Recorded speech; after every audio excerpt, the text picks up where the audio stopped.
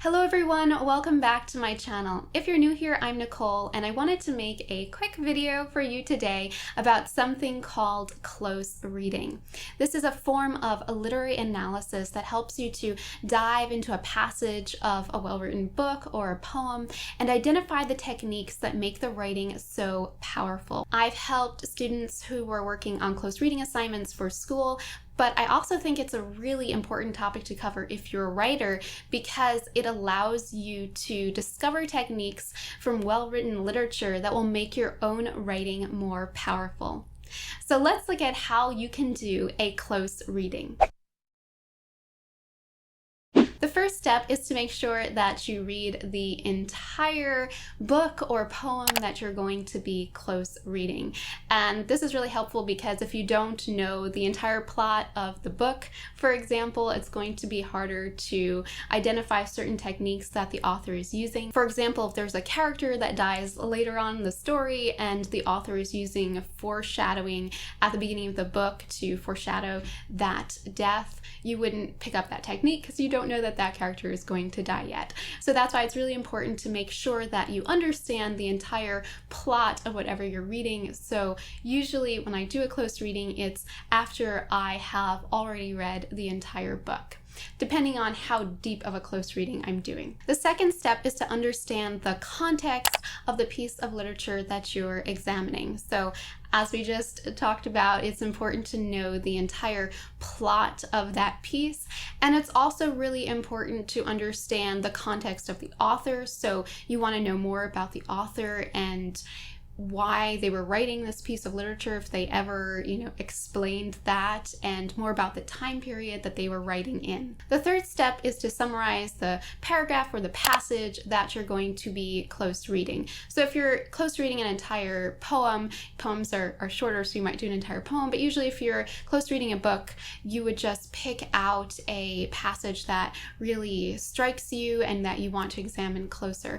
And you want to first look at what are the most obvious things and jot them down. So, who are the characters that are talking here? Maybe in the dialogue, the characters state, like, I'm really jealous of this person. Then okay, this passage is talking about jealousy or something like that. And that would be the most obvious thing. So first you want to look for those obvious details. And then the fourth step is to look at what are the central ideas or themes in the passage.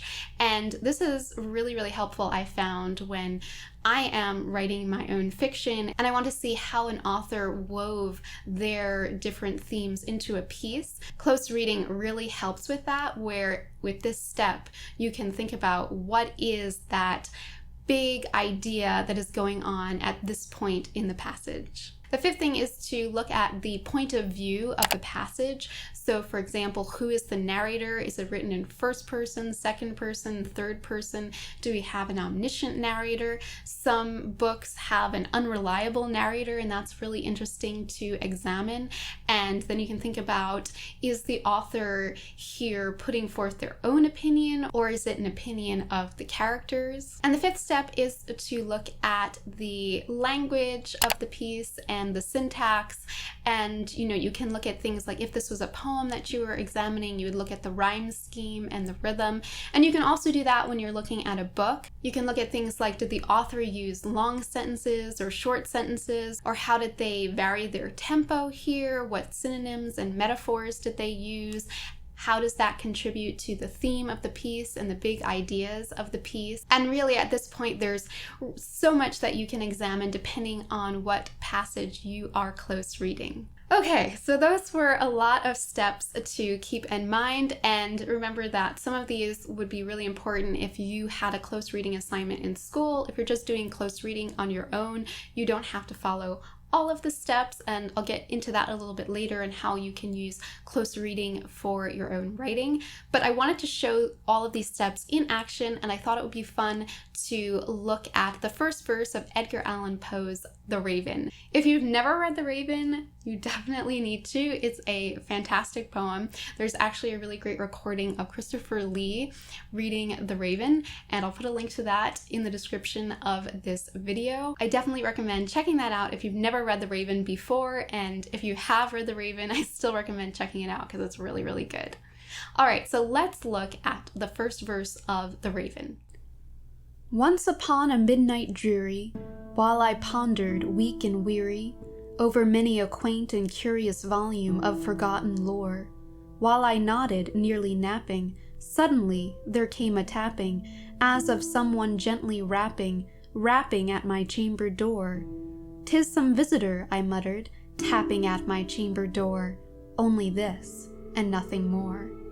So obviously the first step is to read the entire poem, and if you did that, you would know that this narrator is mourning over this woman Lenore who has died, and he was in love with this woman, and he's just really, really consumed with grief over her death. And then this raven enters the scene and starts tormenting him. Second, you would look at the context of the poem. So maybe you would want to research Edgar Allan Poe a little bit more. And then third, you'd really want to just jot down what strikes you here, the most obvious things. Maybe look at the rhythm and meter of the poem. Fourth, you're going to look at what are the central ideas or themes. So here, for example, you might write down that the poem is about how grief haunts you and can alter your mind, or maybe you want to look at how this narrator has such devotion for this person who has died. And then fifth, you want to just look at the point of view of the piece. And here, obviously, Poe is writing in the first person, and that really allows us to get into the head of this narrator and see their mental process and their mental breakdown over the course of the poem. And then sixth, we come to my favorite part, examining the language and syntax. So here, the first phrase in this verse where it says, "Once upon a midnight dreary." And that really echoes a fairy tale opening that we all know, once upon a time. But here Poe is inverting that, and he's saying, once upon a midnight dreary. So if you think about fairy tales, even a Grimm's fairy tale, which can be very, very dark, fairy tales usually end with, they all lived happily ever after. But here Poe says, once upon a midnight dreary. And it's kind of telling us that this poem is going to have a sort of fairy tale feel, but it probably isn't going to turn out so well for the protagonist. So I just really love how Poe sets this up in this first phrase.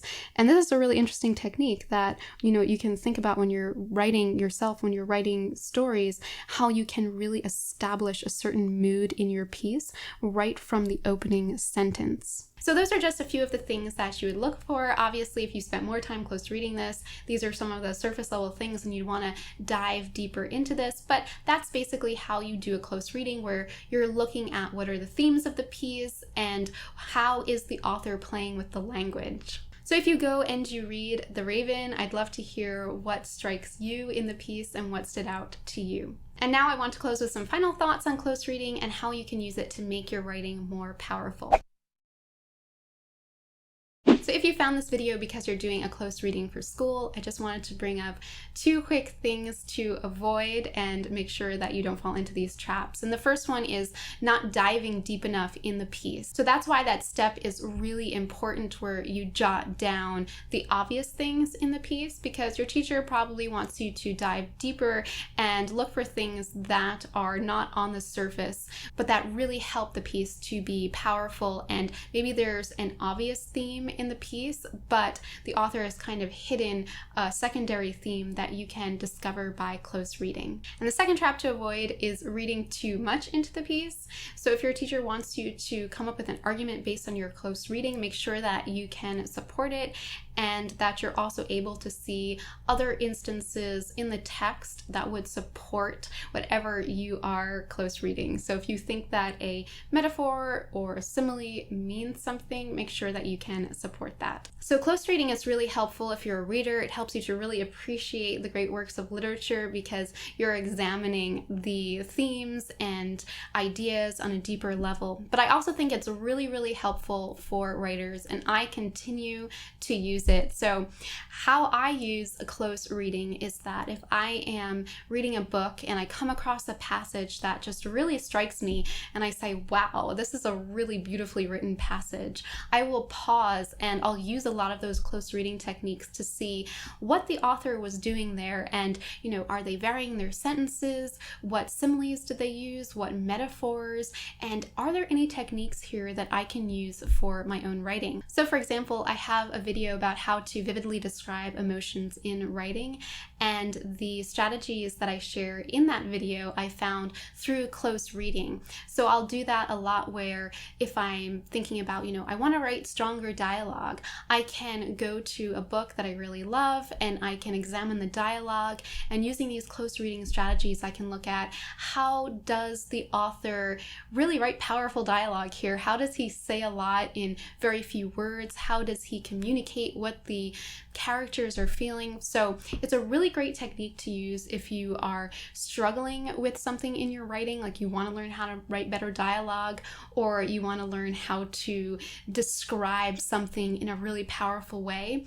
And it's also a really great technique to use if you are reading and you want to really use a more active reading strategy, where when you come across something that really impacts you, you're able to break it down and see how the author put those sentences together to make it so meaningful and memorable. So I encourage you, if you have a favorite book that's really well written, to use some of these close reading strategies and go to a scene that you love in that book and see what techniques the author is using and how they're conveying the theme of the piece, and how, maybe they're using similes or metaphors to make that scene more impactful and memorable. And look for techniques that you can steal and use in your own writing. And I found that this is just a really great way to learn from the books of classical literature instead of just reading them, to use this more active reading approach where you're able to break down why they are so well written. So leave a comment below letting me know how you are going to use the close reading strategy and what book you are going to use it on. And if you enjoyed this video, be sure to give it a like and subscribe to me here on YouTube. And I'll also put a link in the description to my email newsletter where you can sign up and get more writing resources. Thank you so much for watching. Have a fantastic week. God bless, and I wish you all the best with your writing.